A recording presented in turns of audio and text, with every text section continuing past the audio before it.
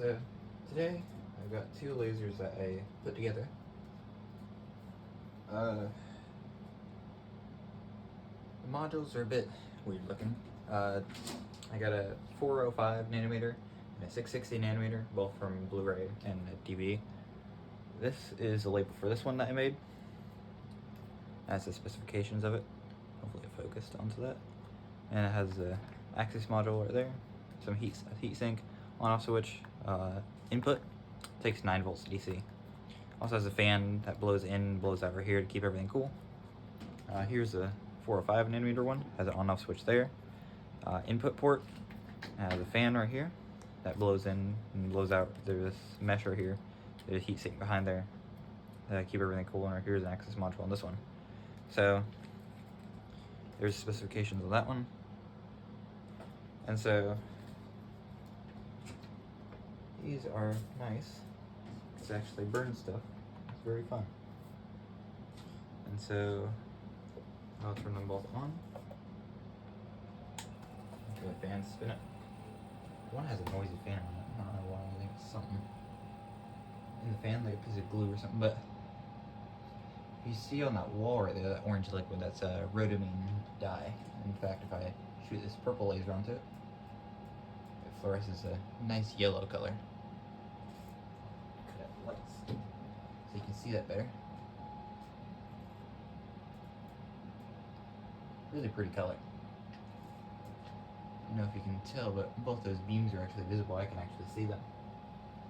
And so they will actually pop a balloon. If you look on the left here, I'll hold it very steady, but it will pop. I think that one's actually deflating. I accidentally deflated it.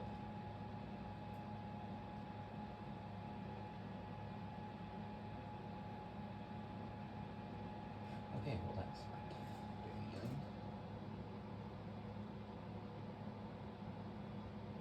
Got pretty full power. So let me turn that one off. Let's try this balloon.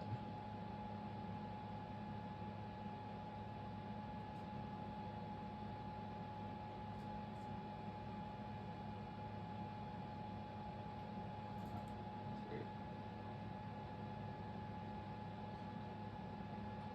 I'm too shaky to do it. Let's try the red one.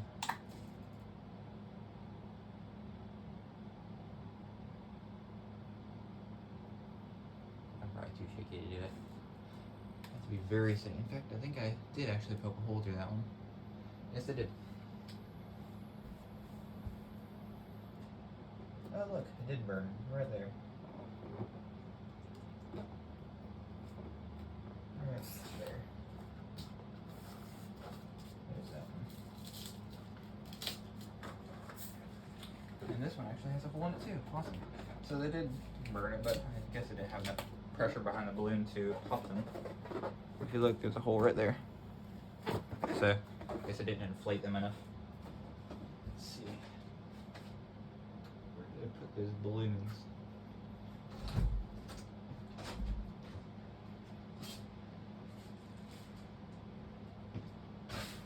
Yeah, sure.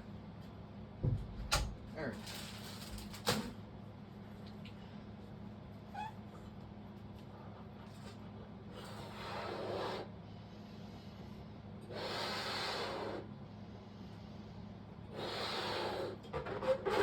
There we go. Inflated a lot more. So now this one's actually inflated more. Let's try this again. I think it was because they didn't have them inflated that much, so they didn't have enough pressure behind them to pop. You know. All right. So turn the purple one on. Hold it right. Let's see. Actually, since I can't hold it very steady, I'll drop it down a bit. There. So I'll take the balloon right here, and we see it pop it.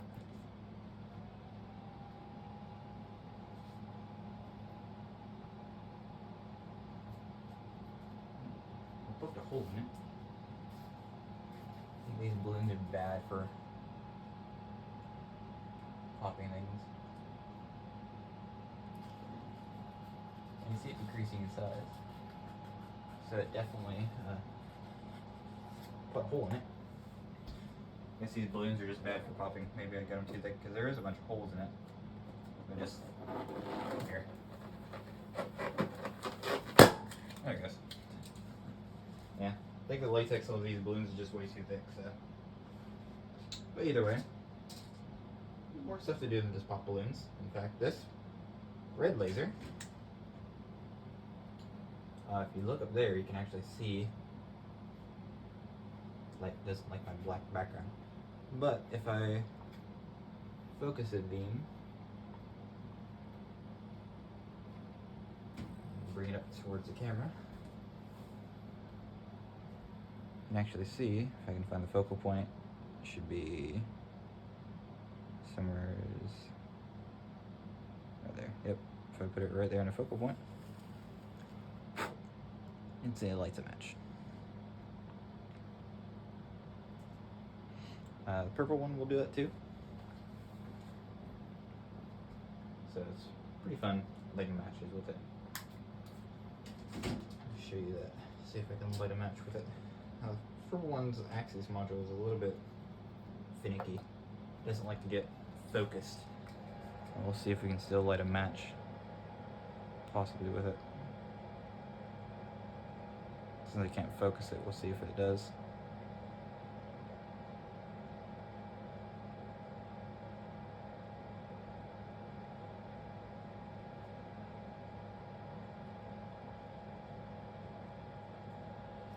I don't know if it's in view or not.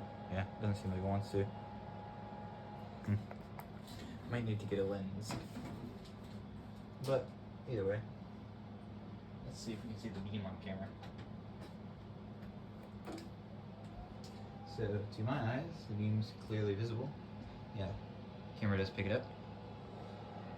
So you can see that beam. Pretty nice beam. The camera picks it up as more of a bluish color. It's actually like a grayish violet. But it has a nice thick beam to it. You can see it when I shine directly into the camera, but anything fluorescent like that paper over there, you can see that. And that rhodamine. So I might try to make a dye laser eventually using that rhodamine right there. Maybe I can use a few pieces of glass I have, dichromic mirrors they're called. I also have this one, which, turn it on, you can't actually see the beam. This one has a more silent fan if you didn't notice, but this one also has a tighter beam. You see the beam on it right there. And let's see if I can see it on camera. Yeah. Definitely visible on camera. Now there's no fog in my room or anything. That's just how bright the beam is. Just out. So this one is about 660 nanometers. It's actually an open can laser diode, which means it doesn't have the lens on the front and or the can. So this one outputs about 250 milliwatts. I estimate. I looked up the model on it and actually found a similar laser diode that I believe is what it is. Had similar model to it, and it outputted 660 nanometers at I think 250, but 500 milliwatt pulsed, something like that, or maybe it was 300, 500 milliwatt. But either way, it's about 250 milliwatt roughly. So that's why I put a little squiggly. So roughly. So let's see something.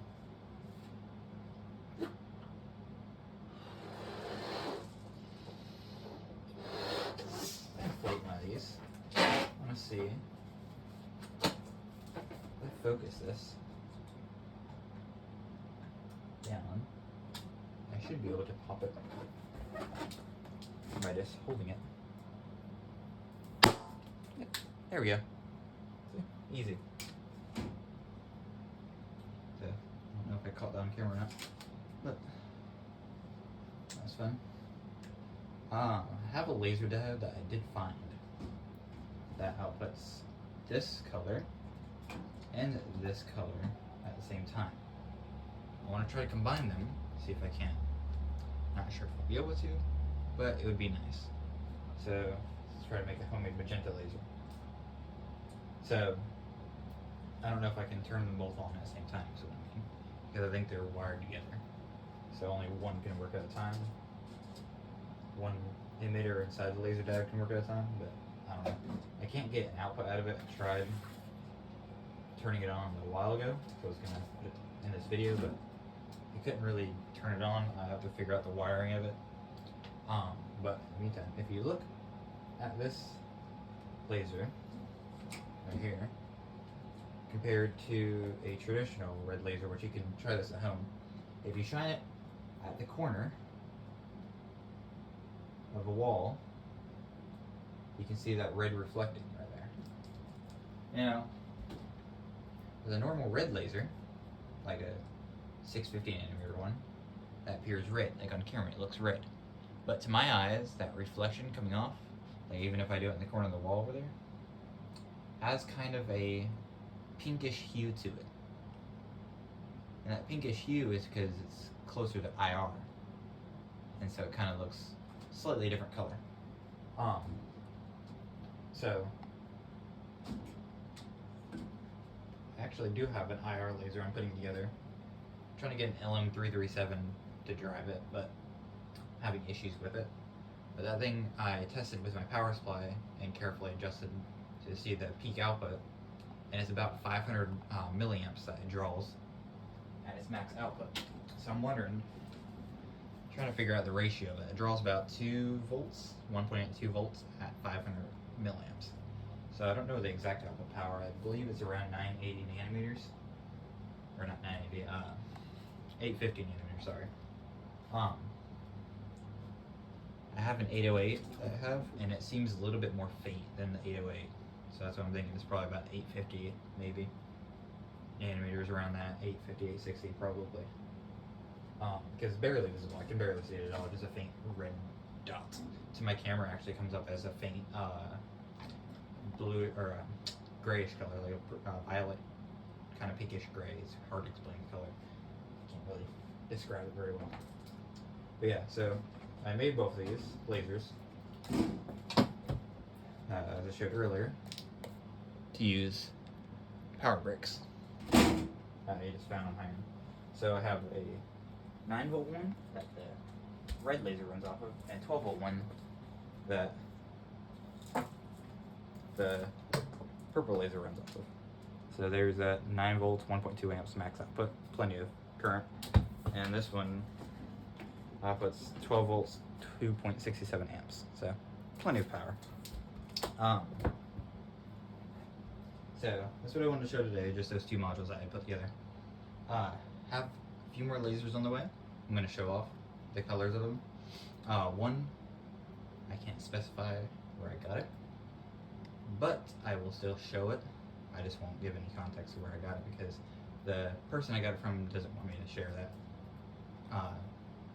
It isn't anything bad. It's just something I got a deal on. So, but I do have a 473 also coming. That one I can show off, tell about. But it's a module. So, I just realized I haven't really been in the camera at all, have I? But yeah, sorry. I was just talking back behind the camera for some reason. But so, I'll show off that module. And then I'll also show off the new color I'm going to get. That's going to be a surprise. I should get it in a week, 2 maybe. Should roughly be then. So it might not be in the next video, but it may be the video after, because I'm going to try to upload a video every week from now on. I'm going to try to get this consistency scheduled and do this, because I really want to do something with YouTube, and make like a small career out of it, something else like that. And also that way I can show off things to people, all the stuff that I build, stuff like that. It isn't just going to be lasers, it's going to be other electronics, computers possibly. I knew I'd be working on a lot of those. So, dog's barking. Gotta wrap it up. But, I also have, I think, another laser color that I might be getting soon. But yeah, I'll keep y'all updated, and I'll see what I get, and I'll make a video about it as soon as I get any new colors. So, but thank y'all for watching. I hope you enjoy. Subscribe, do whatever, or not. I don't care. It's really up to you. I mean, I didn't make this content for just a hobby. I don't really want to get money out of it because I mean I'm not making it to get money. I'm just making it to show people off what I got, what I made. So, but hope you all enjoyed. See ya.